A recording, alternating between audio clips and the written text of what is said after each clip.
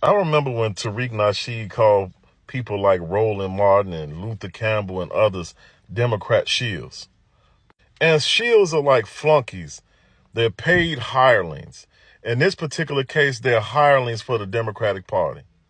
So we all know the campaign, for the most part, campaign spending has to be made public.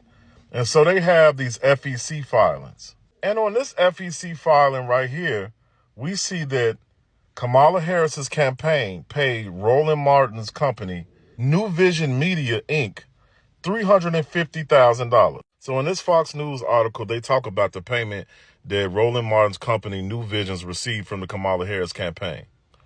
It says, New Vision Media is a media company ran by journalist Roland Martin.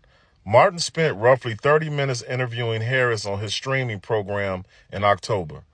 The former CNN contributor told The Times the payment was for advertising. It should have been a hell of a lot more, he said. According to the report, more should have been spent on black-owned media. So Roland Martin is a political journalist. He reports on politics a lot. My issue is this right here. If you're being paid, don't you think you should announce that? Because when you don't announce it, it calls into question your integrity. Because if you're being paid to report favorably on one candidate and unfavorably on another, then how can we trust what you're saying? And we damn sure can't expect you to be unbiased if you received a $350,000 payment. What really bugs me, though, is how Roland Martin goes out and attacks other black people who speak out against Democratic candidates and Democratic policies, as if they can't have a mind of their own and disagree on a candidate or a particular piece of legislation.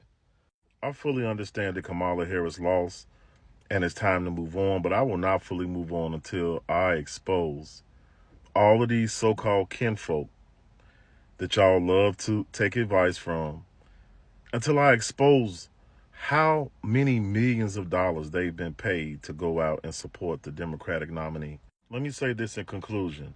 I'm aware that black media outlets, black media companies need funding. They need support. But we got to be out here moving with integrity so that we can foster trust with the American people.